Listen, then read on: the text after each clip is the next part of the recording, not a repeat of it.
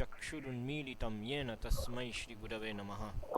श्रीचैतन्यमनोभीष्टं स्थापितं येन भूतले स्वयं रूपः कदा मह्यं ददाति स्वपदान्तिकं।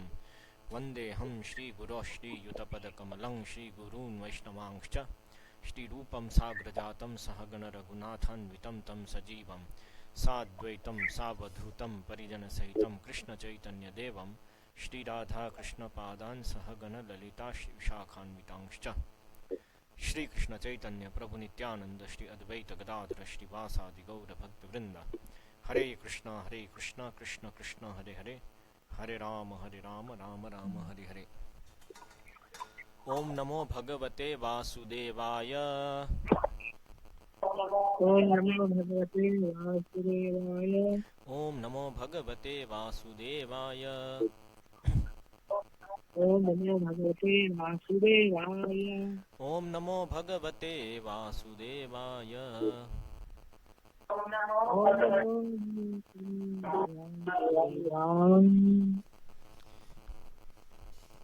तो आज ध्वनि स्पष्ट आ रही है कि आज भी ऊपर नीचे है? स्पष्टम। ओके, तो आगे बढ़ते हैं। अभी अग्रे गच्छामः। श्रीमद् जीव गोस्वामी कृता वैष्णव तोषिणी से हम पढ़ रहे थे। तो यशोदा इति यहाँ पे पहुंचे थे पिछली बार। तो यशोदा इति दामोदरत्वादिना श्रीकृष्णाय प्रेमवश्यतातिशय यशोदानात् नंदानात्। तो यशोदा जो है ये श्री कृष्ण को यश का दान करने के कारण है। श्री कृष्ण को यश का दान करती है यशोदा, इसलिए उनका नाम यशोदा है।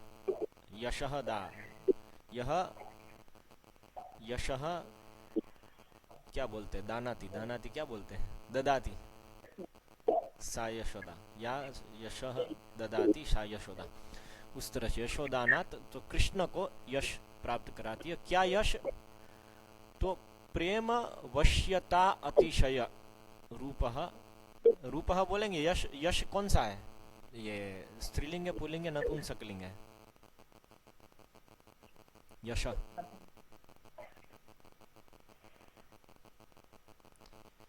यश, यशस। हाँ, वो पुल्लिंग है, स्त्रीलिंग है, नपुंसकलिंग है? पता नहीं, ठीक है। प्रेम वत्स्यता अतिशयः यशः दानात्, अतिशय रूपः यशः दानात् यशोदा। तो भगवान की जो प्रेम वश्यता है, भगवान प्रेम से वश होते हैं, उस भगवान की उस गुण को प्रेम वश्यता कहते हैं। तो ये पुल्लिंग है यश शब्द। हाँ, ओके। तो रूपः यशः दानात्। तो प्रेम वश्यता का अतिशय जो है भगवान का, ये जो गुण है प्रेम वश्यता का, वो अतिशय जो गुण है उनका, वो उस रूप वाला जो उनका यश है, प्रेम वश्यता का जो यश है, मतलब भगवान प्रेम से वश होते हैं, इस प्रकार से जो प्रचलित हो गए, इस प्रकार का जो यश वो यशोदा देती है कृष्ण को, इसलिए उनका नाम यशोदा है। और वो कैसे देती है? दामोदरत्व आदिना, कृष्ण को दामोदरत्व इत्यादि दिला करके, या इस दामोदरत्व इत्यादि भगवान का जो स्थिति है उसके माध्यम से भगवान प्रेम से वश होते हैं, अर्थात भगवान की जो प्रेम वश्यता है उसके रूपी जो यश है उसको दान करने के कारण उनका नाम यशोदा है। सो यशोदा इति दामोदरत्वादिना श्री कृष्णाय प्रेम वश्यतातिशय यशः दानात् यशोदा। ऐसे समझ में? हाँ, बोलिए प्रभु। ये तो समझ, कल वाले विषय टिप्पणी, कल वाले विषय में कि ये जो अभी हम पढ़ा उसमें टिप्पणी है कि कल वाले में टिप्पणी है कुछ? कल वाले। अच्छा, तो इसको पहले समाप्त करके फिर कल वाले में जाते हैं, ठीक है ना? तो इसमें कुछ टिप्पणी है? तो समझ आ, ये स्पष्ट है। तो कल वाला क्या है? जातकम पंच सुब्रुः। जातकम पम, मतलब जो दूसरा निकाला था जातकम यद्वा, घृतम। हाँ, यद्वा जातकम घृतम यस्मात् तज्जातकम दधि। हाँ जी। इसमें तो उसमें च है वो उन्होंने पम के साथ ले लिया, जातकम पंच सुब्रुः। तो पंच जो हमने देखा 5 वस्तुएं जो हिल गई। जातकम पंचसुभ्रुः, एक मिनट देखते हैं। यद्वा जातकम घृतम यस्मात् तज्जातकम दधि कम जलम कम घृतम शिरः इति कोशात् सुभ्रुः यशोदा हर्षसूचनया निर्ममन्थ किं भूता पंचवस्तूनि बिभ्रति। पंचसुभ्रुः, पंचसुभ्रुः, पंच बिभ्रति मतलब 5 वस्तुएं हिल रही है वही। ना ना, पंच विभ्रति तो नहीं आएगा ना। अभी इसको यदि आप श्लोक में ऐसे करेंगे तो पंच सुभ्रुः के साथ कनेक्ट होगा ना, क्योंकि पंच अपने आप में कुछ है, वो तो समास में डालना पड़ेगा ना। नहीं प्रभु, गिनती के रूप में अगर मतलब उस रूप में रहेंगे तो पंच ही रहेगा।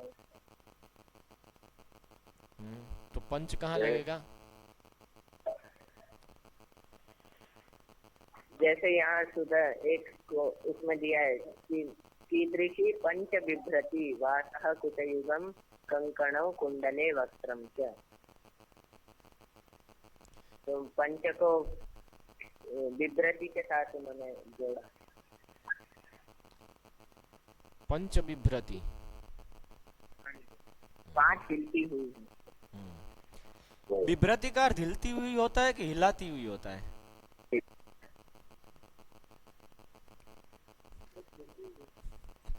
मुझे हिलाती हुई लग रहा है इसमें, क्योंकि द्वितीय विभक्ति में जो भी कुछ है उसको आप जब उधर जोड़ेंगे तो यदि हिलता हुआ होता तो द्वितीय में हो ही नहीं सकता वो। सही नहीं तो ये द्वितीय नहीं, स्त्रीलिंग में एक वचन। नहीं नहीं नहीं, यहाँ पे जो बताया ना द्वितीयांता नाम सर्वेशाम, केवल पंच सुभ्रुः की बात नहीं है। क्षोमम वासः बिभ्रति, जो 5 वस्तुएं हैं वो सब तो द्वितीय विभक्ति में है ना। और इसके पहले भी बताया ना द्वितीयांता नाम बिभ्रति इति अन्वयः। सही। तो इसलिए यदि बिभ्रति हिलती हुई होगा तो फिर द्वितीय विभक्ति नहीं आएगा ना वहां पे। जैसे स्विन्नम वक्त्रम है, वो तो स्पष्ट है कि वो द्वितीय विभक्ति है, ठीक है। बाकी सब में आप बोल सकते हैं प्रथम। स्विन्नम वक्त्रम बिभ्रति, तो स्वेदपूर्ण मुख है वो हिल रहा है तो नहीं कह सकते ना इसमें, क्योंकि द्वितीय में है।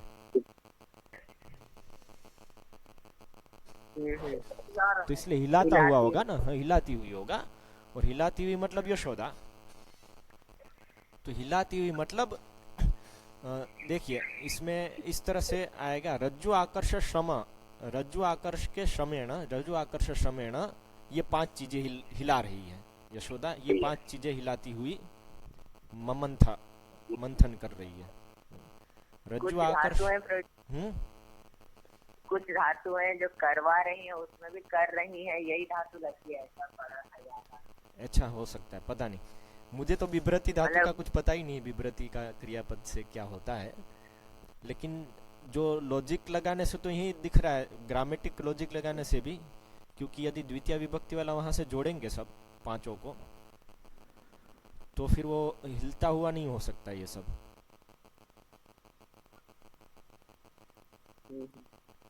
और ये लॉजिक में सामान्य तर्क में ऐसे बैठ रहा है कि रज्जु आकर्ष श्रमेण, रज्जु आकर्ष के श्रम से क्या क्या हो रहा है, ये चीजें हो रही है, ये चीजें हिला रही है।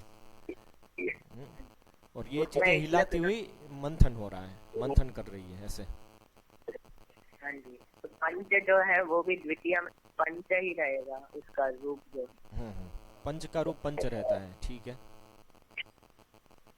तो उसमें फिर तो जातकम का फिर कहाँ पे अन्वय होगा? जातकम, चलो वो पंच हो गया। जातकम क्या हो गया? वो हो गया घृतम। तो घृतम सॉरी दधि, तो दधि का अन्वय कहाँ पे हुआ? यहाँ पे दधि निर्ममन था। हाँ जी, सुभ्रुः जातकम निर्ममंथ। कथम भूता सुभ्रुः, तो पूरा क्षौमम वा सकृतु कटिपति। हो सकता है पंच सुभ्रू भी हो। पंच सुभ्रू मतलब जिसकी 5 चीजें हिल रही है, ऐसा कुछ। मतलब पंच में कोई विभक्ति तो लगेगी उसके लिए। आ गया फिर विभ्रति बोल रहे, विभ्रति के लिए ना आकर बता रहे था 5 वस्तु है जो विभ्रति मतलब यहाँ सुदर्शन सूरी है उनकी, उसमें भी पंच विभ्रति, पंच विभ्रति ऐसा दिया है। ओके, 5 को हिला रही है ऐसे, 5 को हिला रही है। एक बार इसके ऊपर विचार कीजिएगा। विभ्रति मुझे तो यही लग रहा है कि हिला रही है, हिल रही है में फिट नहीं बैठता है, क्योंकि द्वितीय कैसे लगेगी उसमें, नहीं तो फिर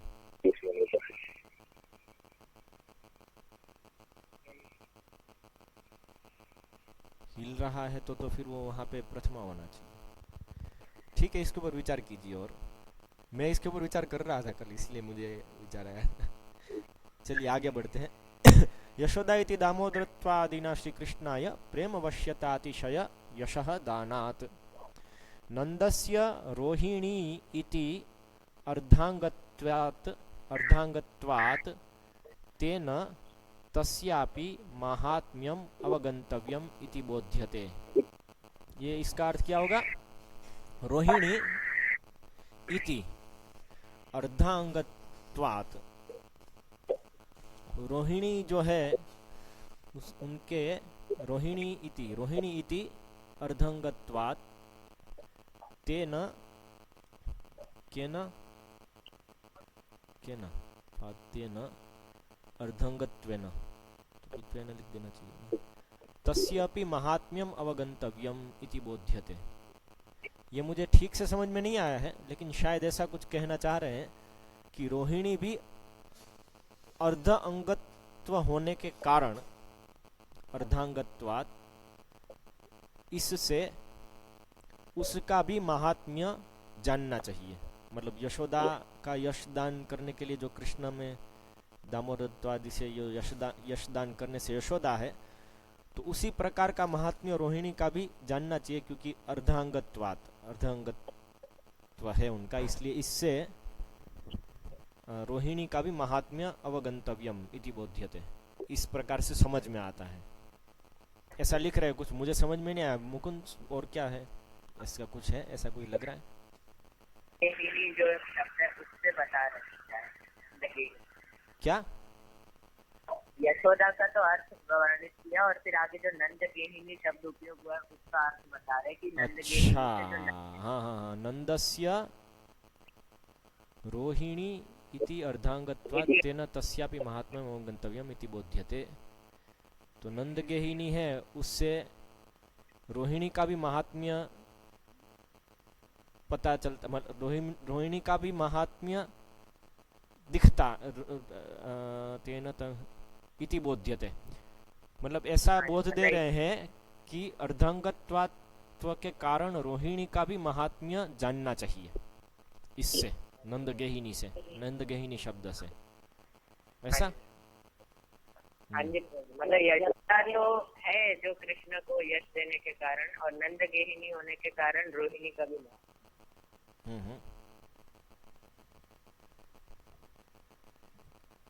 ठीक है, चलिए आगे बढ़ते हैं, देखते हैं। एकस्मिन् दिने, एक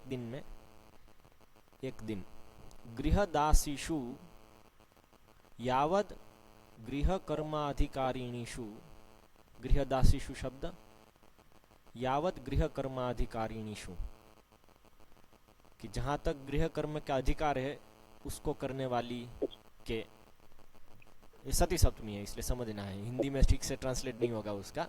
कारिणीषु मतलब ऐसे करने उनके पर, गृहदासीषु का अर्थ है, गृहदासी का यहाँ पे अर्थ है यावद गृह कर्म अधिकारिणी, जहां तक गृह कर्म का अधिकार है उसको करने वाली। सर्वासु एव सभी चीजों में सर्वासु एव कर्मांतरे सभी सर्वासु एव मतलब सभी गृहिणियां कर्मांतरे अलग कार्य मतलब दूसरे कार्य में कर्मांतरे नैमित्तिक स्वरूपे नैमित्तिक स्वरूप के अलग कार्य में नियुक्तासु नियुक्त हो जाने पर नियुक्तासु सतीषु नियुक्त हो जाने पर च अखिलेषु एव मथ्येषु सत्सु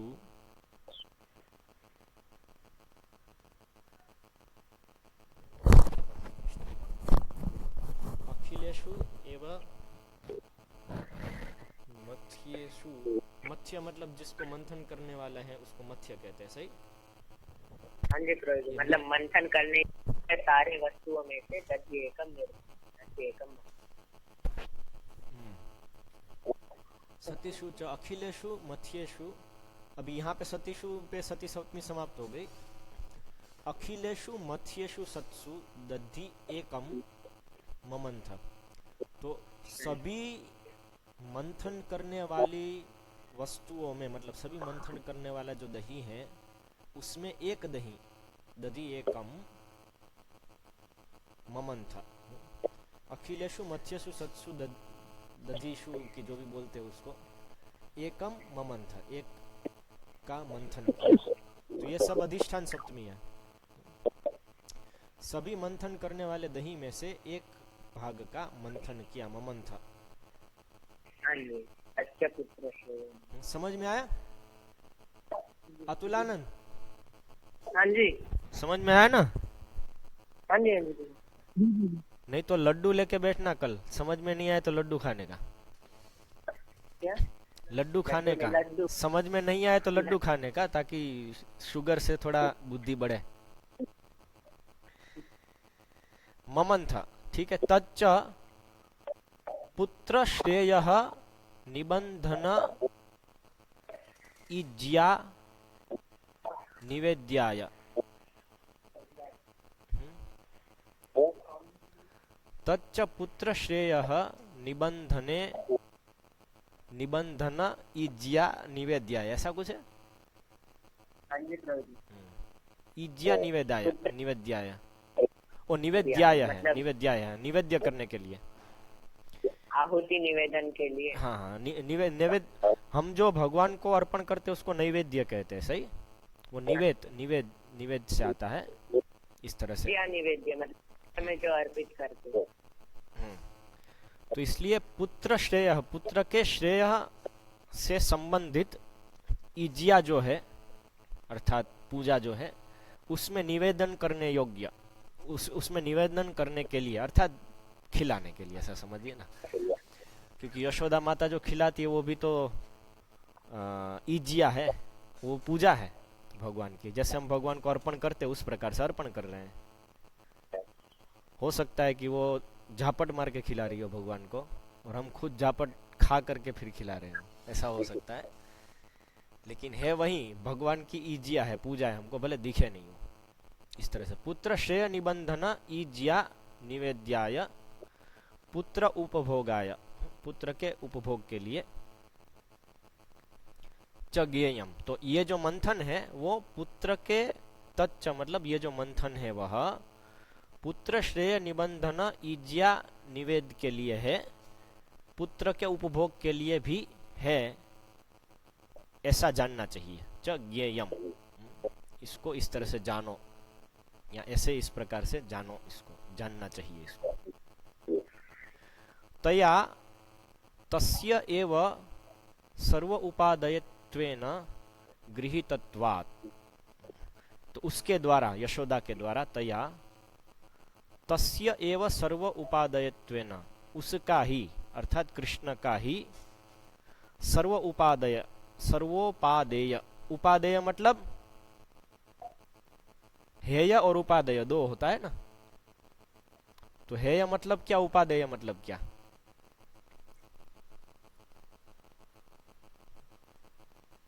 हेय मतलब त्याज्य और उपादेय मतलब स्वीकार्य।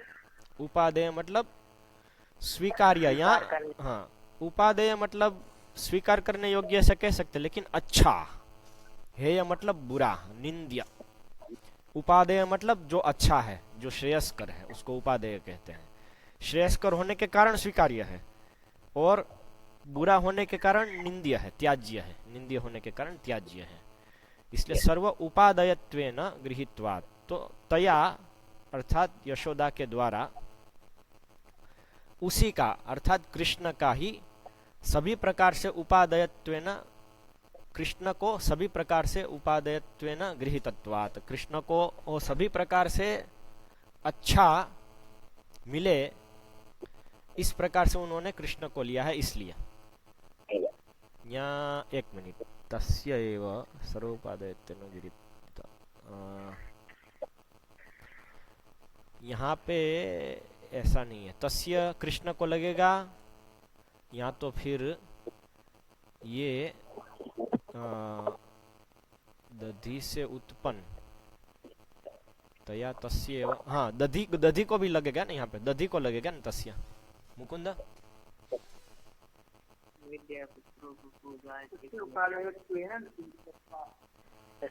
सर्व उपादेयत्वेन, हाँ जी प्रभु जी। तस्य एकम दधि, एक जो भाग है दही का, उसको ही उसके द्वारा सर्व उपादेयत्वेन, सबसे ज्यादा अच्छा है, इस प्रकार से ग्रहण करने के कारण, हाँ जी, सर्व उपादेयत्वेन गृहीत्वात्, तो उपादेयत्व के से ग्रहण करने के कारण, ये सर्व उपादेयत्वेन गृहीत्वात्, ये जो तृतीया विभक्ति है उपादेयत्वेन, वो हम जैसे उक्तस्तथा भाव्यत एव सद्भिः में जो गाते हैं कि साक्षात धरित्वेन उक्तः, तो उस प्रकार का तृतीय उपयोग है, ऐसा करके कहा गया है वहां पे, तो ऐसा करके ग्रहण किया गया है, इस तरह से यहाँ पे है। तया तस्य एव, तस्य मतलब वो दही का ही, उसी दही का सबसे ज्यादा अच्छा है, इस प्रकार से करके ग्रहण करे किए होने के कारण, उसके द्वारा, यशोदा के द्वारा। तो उसके कारण क्या, उसके कारण जो पीछे जो बताया वो, कि ये पुत्र श्रेय निबंधन इज्या निवेद्याय है, पुत्र उपभोगाय पर भी समझना चाहिए इसको। क्यों? क्योंकि तया तस्य एव सर्व उपादेयत्वेन गृहीतत्वात्, ये हमेशा ध्यान में रखिए कि ज्यादातर केस में जो आचार्य कमेंट्री लिखते हैं, तो वो एक अपना स्टेंस या अपना जो अंडरस्टैंडिंग है वो रखेंगे, उसके बाद उसका जो कारण है वो बताएंगे, और सामान्य रूप से वो पंचमी में अंत होगा, गृहीतत्वात्, इस तरह से। तो यहाँ पे क्या रखा है, तच्च, वो जो दधि मंथन है वो पुत्र श्रेय निबंधन इज्य निवेद्य पुत्र उपभोगाय च ज्ञेयम, ये पुत्र श्रेय के निबंधन में जो उनकी पूजा में उनको भोग लगा रहे हैं वो, और पुत्र के भोग के लिए भी जानना चाहिए, और ये जो बताया उसको अभी स्थापित कर रहे हैं कि तया तस्य एव सर्वोपादेयत्वेन गृहीत्वात्, उसके द्वारा उसी दधि के सबसे अच्छा होने, सबसे अच्छा मान करके लिए जाने के कारण, ऐसे। तो हम हिंदी में कहेंगे तो किस प्रकार का ये वाक्य है कि ऐसे कह सकते हैं, हमारे लोक में हम जैसे व्यवहार करते हैं उसमें भी इसी प्रकार से हम वाक्य बोलते हैं और उसके बाद उसका कारण देते हैं। जैसे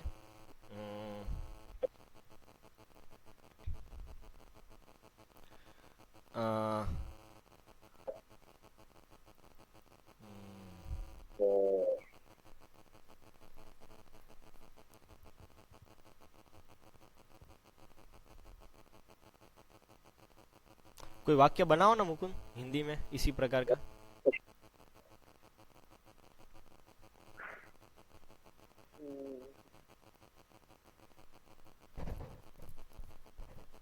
चलिए, जैसे कोई एक बहुत ही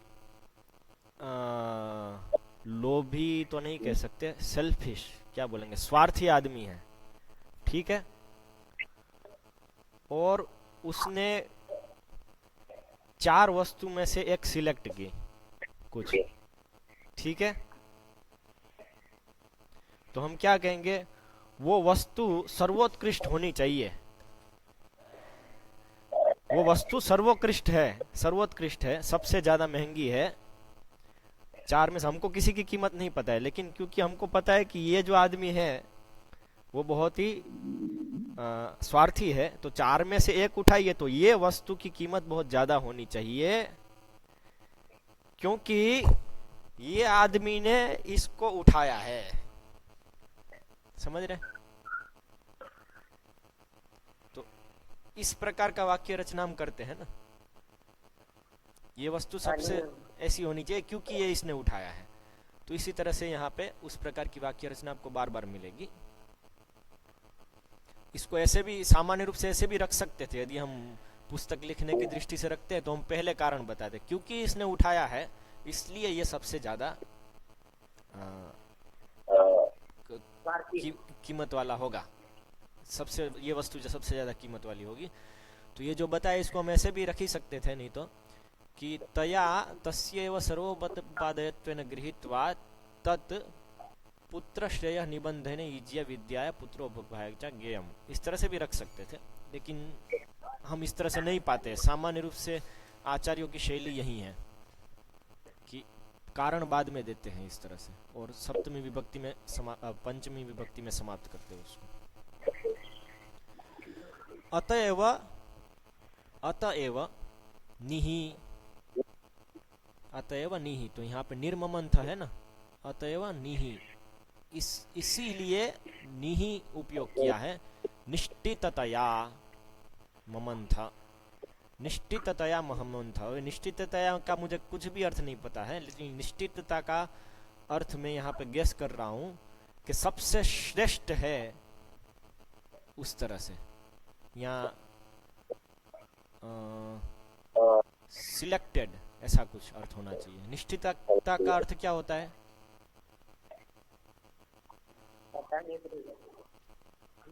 ठीक है।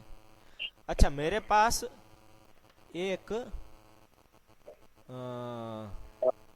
मैंने क्या किया है, काफी समय पहले किया था,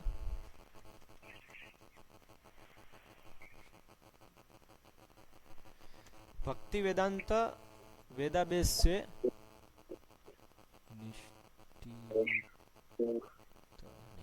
भक्ति वेदांत वेदाबेस से मैंने क्या किया था कि सिनोनिम्स जो है उसमें से पूरी डिक्शनरी बनाई थी। तो वो 5,500 पन्ने की डिक्शनरी बनी है, हर एक शब्द की उसमें। और वो डिक्शनरी में जो एक शब्द आता है तो उसके जितने अर्थ है, मान लो 10 अर्थ प्रभुपाद ने उपयोग किए, तो 200 अर्थ का लाइन में आएगा, और एक एक अर्थ कहाँ कहाँ उपयोग किया उसका रेफरेंस है प्रभुपाद की पुस्तक में। उस तरह से बनाया है। तो ऐसी चीजों के लिए वो डिक्शनरी साथ में हो ना, तो एक अच्छा भाग हो सकता है। पता नहीं, वो तो प्रिंट 4,000 रुपए की होगी यदि कराएंगे तो, प्रिंट के रूप में। क्योंकि क्या है, फार्म पे हम वेदाबेस तो उपयोग नहीं कर सकते ऐसी चीजों को पढ़ने के लिए।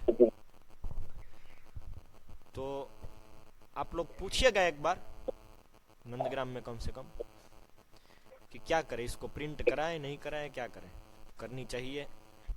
इसमें क्या है, जो जो शब्द के अर्थ नहीं पता चल रहे हैं तो पहले हम वेदाबेस में देखना चाहिए, उसके बाद आपटे वाली डिक्शनरी में देख सकते हैं। तो यहाँ पे कहने का अर्थ ये है, अतएव निहि, ये होने के कारण ही ये निहि उपसर्ग उपयोग हुआ है यहाँ पे, कि निहि ममंथ, के विशेष रूप से वो मंथन कर रही है, कुछ विशिष्टता है इसमें। और निहि से निष्ठिततया वाली विशिष्टता है, वो निष्ठिततया का अर्थ पूरा नहीं पता है हमको, लेकिन कुछ विशेष है इसमें, पुत्र श्रेय के उसके लिए कर रहे हैं, इसलिए निहि शब्द उपयोग हुआ है यहाँ पे, केवल ममंथ नहीं है, निर्ममंथ है। अन्यथा अभी बता रहे हैं, और अन्यथा यदि इस प्रकार से हम नहीं समझते हैं तो, किस प्रकार से नहीं समझते हैं तो, कि केवल थोड़ा दही मंथन किया, पूरा सब कुछ नहीं, पुत्र के श्रेय के उपभोग के लिए जो दही था उसी को मंथन किया, जो सर्वश्रेष्ठ दही है उसको लेकर के, ऐसा यदि हम नहीं समझते हैं। अन्यथा लोक शास्त्र प्रसिद्ध असंख्य धेनु मत तल्लिका दुग्धानाम तया एकया दधि मंथन असंभव स्यात्। तो क्या है, अन्यथा क्या होगा, तया एकया दधि मंथन असंभव स्यात्, उसके अकेले के द्वारा दधि मंथन असंभव हो जाएगा। यशोदा के अकेले के द्वारा दधि मंथन असंभव हो जाएगा। क्यों असंभव हो जाएगा? क्योंकि असंख्य धेनु मत्तलिका दुग्धा नाम, कि जो दूध देने वाली असंख्य गायें हैं उसके कारण, असंख्य गायों का तया एकया, ऐसे दूध देने वाली असंख्य गायों का उसके अकेले के द्वारा दधि मंथन असंभव हो जाएगा। इतना समझ में आया? फिर लोक शास्त्र प्रसिद्ध, लोक शास्त्र में यह वस्तु प्रसिद्ध है, तो लोक शास्त्र प्रसिद्ध असंख्य धेनु मत्तलिका दुग्धा नाम तया एकया दधि मंथन असंभव, कि लोक शास्त्र प्रसिद्ध असंख्य धेनु दूध देने वाली जो है उसके यशोदा के अकेले के द्वारा दधि मंथन असंभव हो जाएगा। समझ में आया? हाँ जी। लोक शास्त्र प्रसिद्ध असंख्य धेनु, धेनु जो भी है धेनु, तो ये एक है, तो ये धेनु किन धेनु की बात कर रहे हैं? असंख्य धेनुओं की बात कर रही है जो लोक शास्त्र में प्रसिद्ध है, अर्थात सभी शास्त्रों में। लोक शास्त्र यहाँ पे क्या आएगा? लोक शास्त्र अर्थात पुराण शास्त्र, पुराण शास्त्र को भी लोक शास्त्र कहते हैं, या धर्मशास्त्र इत्यादि जो पूरी शास्त्र वांग्मय है इस प्रकार का, उसको लोक शास्त्र कहते हैं। लोके वेदे, एक होता है वेद शास्त्र, तो इसमें नातोस्मि लोके च वेदे च प्रथितः पुरुषोत्तम, यहाँ पे प्रभुपाद तात्पर्य में बताते हैं। तो इस तरह से लोक शास्त्र यदि एक तरह से ले तो वो पुराण शास्त्र हो सकता है, अन्यथा लोक शास्त्र दो शब्द की तरह ले कि लोके च शास्त्रे च प्रसिद्धा असंख्य धेनु, इस तरह से ले तो लोक में प्रसिद्ध है, लोकवाणी से भी प्रसिद्ध चला आ रहा है कि नंद महाराज की असंख्य धेनु थी, और शास्त्र में भी प्रसिद्ध है, वर्णन है हमेशा कि नंद महाराज की असंख्य धेनु थी। तो दूध देने वाली ऐसी असंख्य धेनुओं के उसके अकेले के द्वारा दधि मंथन असंभव है, असंख्य धेनुओं का उसकी अकेले के द्वारा दधि मंथन असंभव हो जाएगा। इसलिए पिछले वाला जो बताया, अन्यथा यह असंभव हो जाएगा। कर्मांतरम च परम विशिष्टम ज्ञेयम, और कर्मांतरम जो शब्द है, ये जो कर्मांतर भी जो है, जो अलग दूसरा जो कर्म है उसको जो यहाँ पे बताया है, च अत्र परम विशिष्टम ज्ञेयम, वो परम विशिष्ट कार्य है, इसी तरह से जानना चाहिए। सर्व परित्यागेन सर्वासामेव नियुक्तत्वात् गोपानामपि तद्दिने यतः ततः गतत्वेन अवगम्यमानत्वात् तच्च नूनम् इंद्रयागरूपं तस्य एव व्रजे तादृशमान्यचरत्वात् कार्तिकमासोपास्य दामोदरलीलायाः समकालत्वाच्च तत् यागस्य च कार्तिकीयत्वं तद आरंभेन एव प्रवर्तित श्री गोवर्धनमखस्य कार्तिक शुक्ल प्रतिपदी लोकागमयोः विधीयमानत्वात् तथा च शरद वर्णनायाम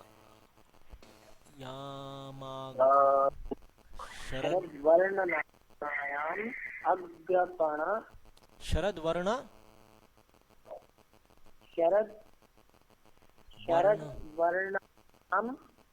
वर्ण नाम नहीं है, नायाम है, आग्रण नायम आग्रपण सहयोगेन, ये शरद वर्णतायाम आग्रपण सहयोगेन, स एव इन्द्रियैः च महोत्सवैः इति वक्ष्यते। अत्र इन्द्रियार्थेः इति अर्थत्वेऽपि इन्द्रियार्थेः इति अर्थत्वेऽपि इन्द्रम् इन्द्रियकामस्त्विति न्यायेन स एव देवता इति। कर्मांतरम च अत्र परम विशिष्टम ज्ञेयम्। ये केवल इतना सा बता दिया है, लगता है वो आगे कनेक्ट हो रहा है मुकुंद? किसके साथ बोल दिया आगे? कर्मांतरम च अत्र परम विशिष्टम ज्ञेयम्, इतना ही है कि आगे और उसका रिलेशन है, आगे जो आ रहा है उसमें। सर्व परित्यागेन सर्वासामेव नियुक्तः।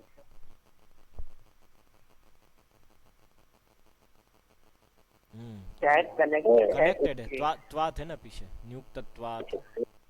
सर परम विशिष्ट है, वो कर्मांतर क्या है वो बता रहे आगे। हाँ ओके, ये जो कर्मांतर यहाँ बताया, कर्मांतर नियुक्तासु, तो वो कर्म अंतर जो है अलग, जो दूसरा काम है वो भी यहाँ पे परम विशिष्ट काम है। क्यों दूसरे कार्यों में लगे हुए हैं, वो भी विशिष्ट है, परम विशिष्टम ज्ञेयम।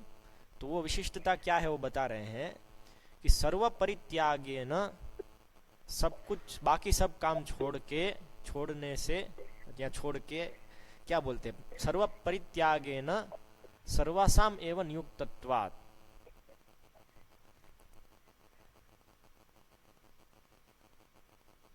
सर्व परित्यागेन, अच्छा, सब कुछ छोड़ करके, ऐसा कहने से यहाँ पे ये समझना है सर्वासाम एव नियुक्तत्वात्, उन सब का नियुक्त हो जाने के कारण, सब कुछ छोड़ करके उन सब का नियुक्त हो जाने के कारण, ये जो कर्मांतर जो यहाँ पे है वो परम विशिष्टम है, वो जानना चाहिए।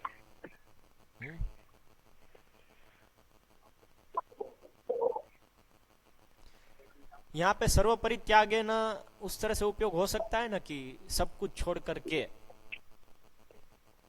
सर्व परित्यागे न नियुक्तत्वात्, ये नियुक्त होने का क्रिया विशेषण के रूप में। सब कुछ छोड़ते हुए सर्व परित्यागे न नियुक्तत्वात्, तो जो नियुक्त है उसका क्रिया विशेषण हो गया सर्व परित्यागे न, जैसे वेगेन गच्छति, उस तरह से सब कुछ छोड़ करके ये कर रहे हैं ऐसे। गृहदासियां हैं वो भी नियुक्त थी। हाँ, सर्वासामेव नियुक्तत्वात्, सर्वासामेव सर्व परित्यागेन नियुक्तत्वात्, सबका सब कुछ छोड़ करके नियुक्त होने के कारण, ये जो कर्म है उसको विशिष्ट ज्ञान जानना चाहिए, परम विशिष्ट जानना चाहिए। कर्मांतर को भी परम विशिष्ट जानना चाहिए। हाँ, सभी दासियों का, सर्वासाम एव सर्व परित्यागेन नियुक्तत्वात्, सभी दासियों का सब कुछ छोड़ करके नियुक्त होने के कारण, ये जो कर्म अंतर जो दूसरा कर्म बता रहे हैं उसको परम विशिष्ट कर्म जानना चाहिए। ऐसे समझ में आया?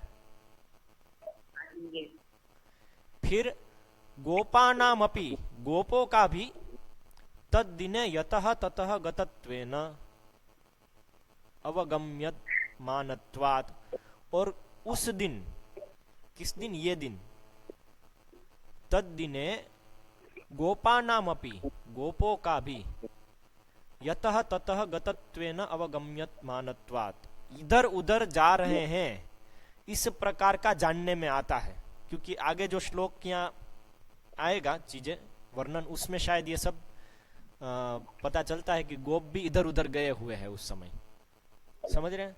तो इधर उधर कार्य से ही जाते हैं ना, तो इसलिए गोपानाम अपि तद्दिने यतः ततः गतत्वेन अवगम्यमानत्वात्।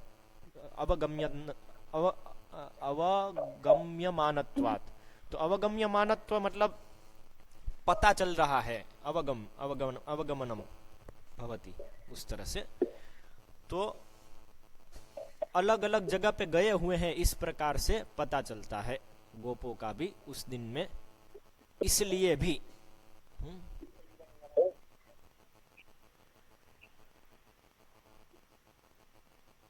समझ में आ रहा है? हाँ जी। मुकुंद को आ रहा है, अतुलानंद को? हाँ जी, मैं ही बोला तो जी। अच्छा, आप ही बोले। हाँ हाँ, ठीक है ठीक है। और क्या नाम है हमारे स्तोक कृष्ण प्रभु को? यस सर जी। ठीक है। तो तद्दिने गोपानामपि यतः ततः गतत्वेन अवगम्यमानत्वात्, तो ये त्वात् च अत्र कर्मांतरम परम विशिष्टम ज्ञेयम, परम विशिष्टम ज्ञेयम। ये समझ में आया? दो कारण बताए हैं। गोपानामपि, अपि से ये दोनों एक ही के कारण वो समझ में आता है ना।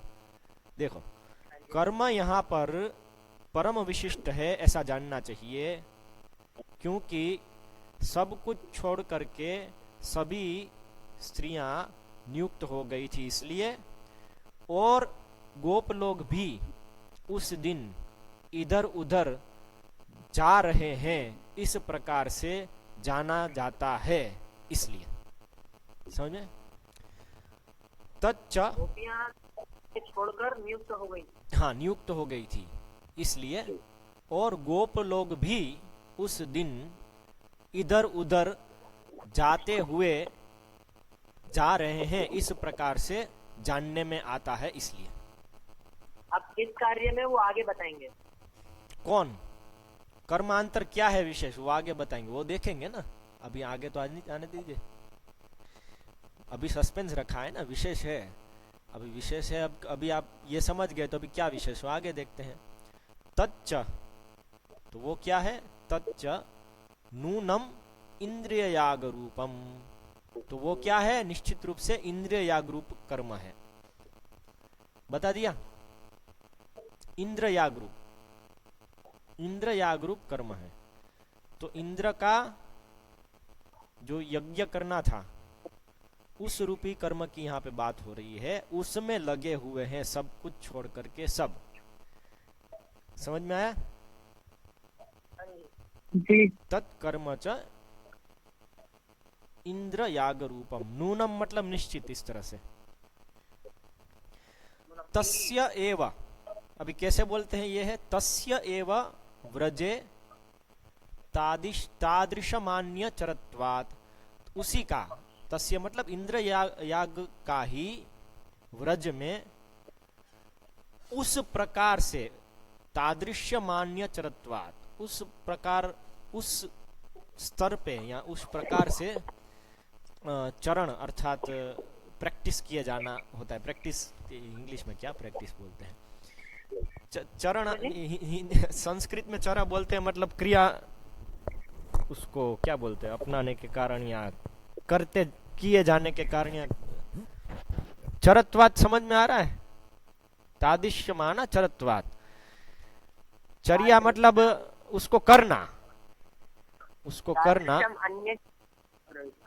तादृशम अन्य नहीं है, तादृशम अन्य नहीं हो सकता है, मान्य है यहाँ पे। तादृश मान्य चरत्वात, उस तादृश मान्य से मैं क्या समझ रहा हूं यहाँ पे? उस लेवल का वही लोग पालन करते हैं। चरत्वात मतलब यहाँ पे पालन करना, समझिए कि इसका, इंद्र याग का ही व्रज में इस लेवल पे पालन करते हैं इसलिए। मान्य चरत,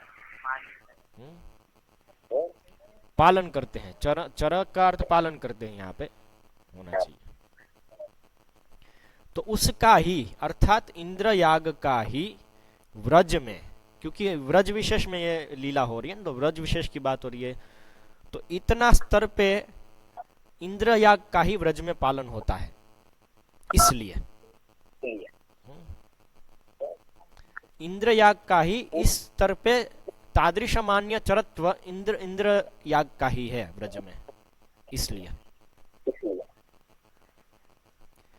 कार्तिक मास उपास्य दामोदर लीलायाः समकालत्वाच्च, और फिर कार्तिक मास में उपास्य जो दामोदर लीला है उसका भी समकाल है इसलिए। तो मतलब चीजों को इकट्ठा कर रहे हैं। देखिए, पहला आया कार्तिक मास में उपास्य जो दामोदर लीला है, तो कार्तिक मास में उपास्य होता है, ये तो जग प्रसिद्ध है और शास्त्र प्रसिद्ध है, ठीक है। तो उसका काल है कार्तिक मास। ठीक है, तो दामोदर लीला हुई तो कार्तिक मास में है। ठीक है, फिर वो लीला के शुरुआत में यहाँ पे कह रहे हैं कि सब लोग दूसरे कार्य में व्यस्त हैं। तो वो दूसरा कार्य क्या हो सकता है कार्तिक मास में? तो इतने लेवल का जो दूसरा कार्य है जिसमें सब लोग व्यस्त हो जाते हैं, व्रज में इंद्रयाग रूप ही हो सकता है, और वो भी कार्तिक मास में तो एकमात्र यही इंद्रयाग रूप उनका चरण है, इसलिए वो इंद्रयाग रूप ये जो है इसमें ही व्यस्त है, ये बता रहे हैं। समझ में आ रहा है? दामोदर मास तो पूरा आ गया, कार्तिक मास के अंदर ये लोग व्यस्त है कुछ और कार्य में, सब कुछ छोड़ करके। तो सब कुछ छोड़ करके व्यस्त तब होते हैं जब कोई बड़ा कार्य है, और वो बड़ा कार्य तो एकमात्र इंद्रयाग होता है, और वो कार्तिक मास में तो केवल एक ही बड़ा कार्य है, इंद्रयाग। इसलिए इंद्रयाग के कर्म से ये लोग सब व्यस्त है, ये इसका विशिष्टता है ये कर्म की, कि सब लोग कहाँ पे व्यस्त है? इंद्रयाग के, निश्चित रूप से इंद्रयाग के कर्म में व्यस्त है। इसलिए कार्तिक मासोपास्य दामोदर लीलायाः समकालत्वाच्च। समझ में आ रहा है?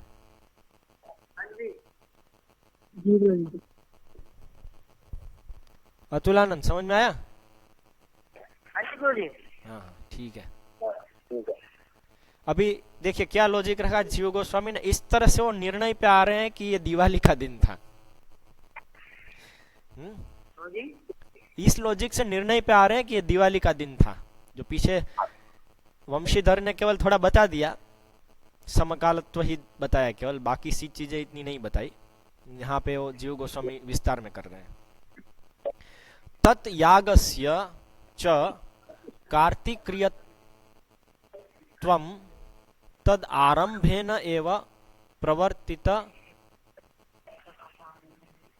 श्री गोवर्धन मखस्य कार्तिक शुक्ल प्रतिपदी लोकागमयोः विधीयमानत्वात् तथा च शरद वर्णनाय। अभी एक चीज बता रहे हैं यहाँ पे, स एव इंद्रियैः च महोत्सवैः इति वक्ष्यते। अत्र इंद्रियार्थे हे इति अर्थत्वेऽपि इंद्रियकामस्तु इति न्यायेन स एव देव इति। तो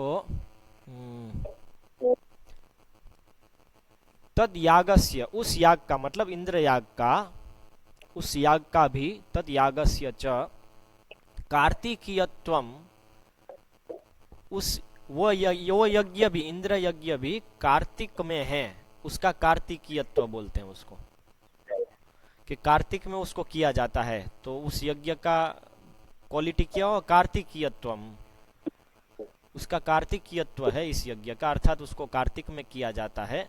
तद यागस्य च कार्तिकीयत्वम तद आरंभेन एव प्रवर्तित, उसके आरंभ में ही। अभी तद आरंभ कार्तिक आरंभ है कि याग के आरंभ है, ये मुझे समझ में नहीं आया है।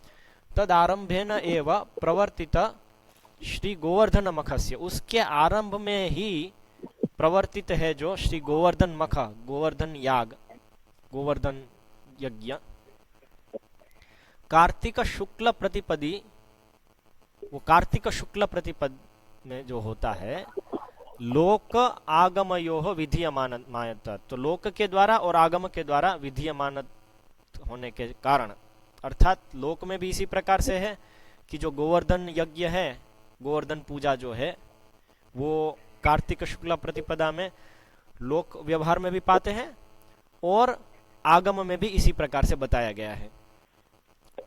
यहाँ लोगों का जो आगम है, एनीवे लोक और आगम ये दोनों है, क्योंकि द्विवचनम में है। लोक आगमयोः विधीयमानत्वात्, विधीयमानत्वात् मतलब जिसका विधान हुआ है उसको विधीयमान कहते हैं, और विधीयमानत्व मतलब जिसका विधान हुआ है, वो विधान जिसका हुआ है उसका जो क्वालिटी है, विधीय होना, वो क्वालिटी, तो विधीयमानत्वात्।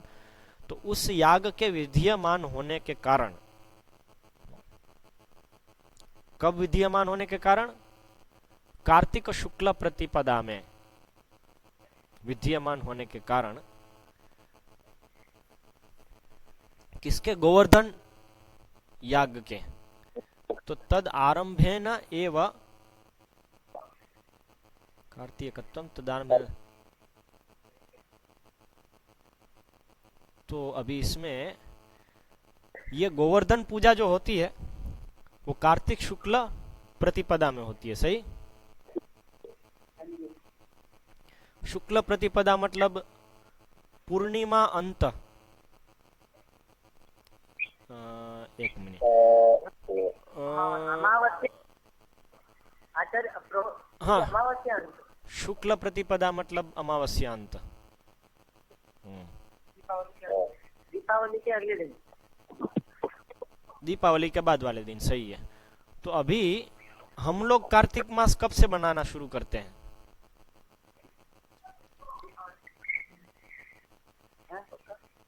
दीपावली के 15 दिन पहले से। हाँ, हम पूर्णिमा अंत की सिस्टम उपयोग करते हैं इसलिए। समझ रहे हैं?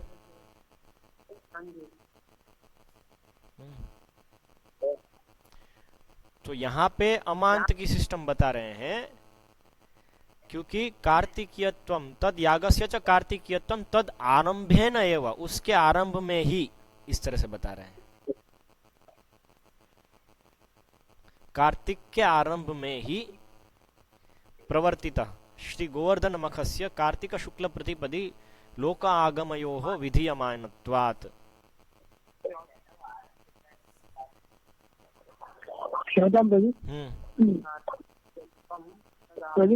हाँ बोलिए। अब तो मुझे थोड़ा मीटिंग में जरा था सरस्वती के साथ। हाँ हाँ ठीक है। तो ये ऐसा कुछ यहाँ पे स्थापित, देखिए यहाँ पे प्रतिपाद्य वस्तु यही है कि ये जो लीला हुई है वो दिवाली के दिन हुई है। बेसिकली यही प्रतिपाद्य। कैसे वो निरूपण कर रहे हैं उसमें अभी थोड़ा यहाँ पे लॉजिक में देखना होगा कि यहाँ पे कार्तिक मास के आरंभ में बता रहे हैं, तो मतलब कार्तिक मास आरंभ यहाँ पे अमावस्या पे होता है, इस तरह से आ रहा है। और इसलिए वो देखिए लीला भी यहाँ से आरंभ हुई, गोवर्धन मख भी यहीं पे है, और इंद्र याग भी इसीलिए गोवर्धन मख के साथ इंद्रिय याग समान है, क्योंकि इंद्रिय याग करने वाले थे, उसकी जगह गोवर्धन मख किया। तो इसलिए ये कार्तिक मास अर्थात ये लीला उस दिन हुई, यहाँ से शुरू करके फिर 1 महीने तक लोग मनाते हैं लीला प्रतिपदा से। तो ये अमांत की कुछ ऐसा कुछ यहाँ पे दिख रहा है। फिर केवल यहाँ पे तो महोत्सव इंद्रिय शब्द उपयोग होता है ऐसा बताया कुछ, क्योंकि यहाँ पे कुछ प्रमाण दिया है। शरद्वर्णानाया मंगल सहयोगेन स एव इंद्रियैश्च महोत्सवैहि इति। महोत्सवैहि इति मतलब इंद्रियैश्च महोत्सवैहि, ये कहीं पे शास्त्रोक्ति है। इति वक्ष्यते, ऐसा बताते हैं अत्र। तो फिर यहाँ पे बताया था, यहाँ पे इंद्रिय दिया है, इंद्र नहीं दिया है, तो इंद्रिय भी इंद्र के लिए उपयोग हुआ है, क्योंकि इंद्रम इंद्रिय कामम कामः तु इति न्यायेन। तो इंद्रम इंद्रिय काम के लिए भी उपयोग होता है इस न्याय से। स एव देवता, यह ही देवता है, इस तरह से कुछ बता रहे हैं। बाकी हम वापस लेंगे कल इसको, आप जा सकते हैं, बाकी हम इसको वापस लेंगे। तो यहाँ पे ऐसा कुछ स्थापित हो रहा है। बोलिए। हरे कृष्णा। किसी को कुछ बोलना है तो बोल सकते हैं।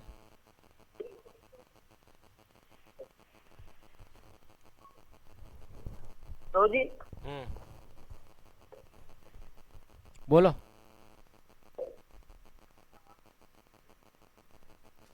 यहाँ पे जा सकते हो क्या? बोलिए। हाँ, तुम्हें जा सकते हो क्या? हाँ आप जाइए, आप बोला मैं, जाइए।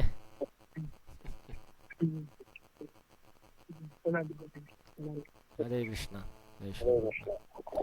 बोलिए। तो जी यहाँ पे अमांत लिखा नहीं है तो समझना होता है, समझना होगा ऐसा। अमांत लिखा नहीं है, समझना है। हम यही तो फिगर आउट कर रहे हैं ना, इसी को तो समझने का प्रयास कर रहे हैं। क्योंकि तद आरंभेन एव प्रवर्तित श्री गोवर्धन मखस्य कार्तिक शुक्ल प्रतिपदी, कार्तिक शुक्ल प्रतिपदा में आरंभ से यहाँ पे बताया है, तद आरंभ है ना, कार्तिक के आरंभ से। तो कार्तिक का आरंभ यदि कार्तिक शुक्ल प्रतिपदा से होता है, इसका अर्थ है कि अमांत प्रतीति है। समझ रहे हैं? जी। ऐसे हाँ जी। यहाँ पे लॉजिक किया जा रहा है कि देखिए, कार्तिक महीना भी दिवाली से शुरू हो रहा है, मतलब दिवाली के बाद से सीधा। तो ये लीला पिछले दिन हुई और 1 महीने तक वो मनाया, क्योंकि लीला के शुरू होने पे उसका महीना भी शुरू हो रहा है। और गोवर्धन मखा भी उसी समय है। हाँ जी। इस तरह से ये दोनों एक ही समय आ रहा है, इसलिए ऐसे। तो जी हाँ, दोनों एक ही समय आ रहा है, इसलिए ऐसे करके। मतलब फिर हम लोग 15 दिन पहले करते हैं, तो वो कैसे समझेंगे फिर? वो कैसे समझेंगे, उसको समझना पड़ेगा कुछ ना कुछ करके, कि ये यहाँ पे ऐसा है कि वहां पे ऐसा है, कि वो जो कार्तिक मास मनाना है तो कहाँ से कहाँ तक मनाना है, उसको फिर वहां पे जाके देखना पड़ेगा। सामान्य रूप से ऐसे सब अनुष्ठान का जो होता है पूर्णिमा अंत बताया जाता है, पालन करते हैं, लेकिन ऐसा नहीं कि सभी अनुष्ठान पूर्णिमा अंत होते हैं। उसके जहां जहां अनुष्ठान का विधान होता है, वहां पे जाकर के उसका काल निर्णय करना पड़ता है कि कैसे है। तो जो भी है, यहां से ऐसा थोड़ा दिख रहा है। ठीक है, कंफ्यूजन हो रहा है तो लिख करके रख दो प्रश्न, बाद में जब कुछ मिलेगा तो सोल्व होगा, नहीं मिलेगा तो कंफ्यूजन में रहने का। ठीक है, चलो ये बात हमको समझ में नहीं आई ऐसा, इससे कोई विद्वत्ता में जरा भी आंच नहीं आती है। हम वो प्रकार के विद्वान नहीं है कि सब कुछ समझ में आ ही जाना चाहिए। जब समझ में नहीं आता है स्वीकार करके बैठ, जब नहीं आता है समझ में, हमारी बुद्धि तो कितनी बड़ी है, ज्यादा से ज्यादा लिख के रख दो भाई ये समझ में नहीं आया। मरेंगे तब हमारे पास शायद पूरी पुस्तक होगी कि ये चीज समझ में नहीं आई, वो पढ़ने का, ताकि हम थोड़ा हम्बल भी हो जाए भाई, बहुत सारी चीजें जो हमारी समझ में नहीं बैठती है। ऐसे शास्त्र पढ़ने में इसी प्रकार से जाने का, प्रश्न होने चाहिए हमेशा, लेकिन प्रश्न से यदि उसका समाधान प्राप्त नहीं होता है तो उससे विचलित नहीं होना चाहिए। जब तक कि ऐसा कोई प्रश्न नहीं है कि हमको क्या करना चाहिए और क्या नहीं करना चाहिए, ऐसा कोई प्रश्न नहीं है, तब तक विचलित नहीं होना चाहिए। ठीक है, तो प्रश्न लिख के रखिए। मैं इसलिए बोला कि आप लोग थोड़ा सोचिए इसमें, कल हम वापस इसी वाक्य को तो लेने वाले हैं। ठीक है, हरे कृष्ण। श्रील प्रभुपाद की जय। अच्छा मुकुंद, मुकुंदा,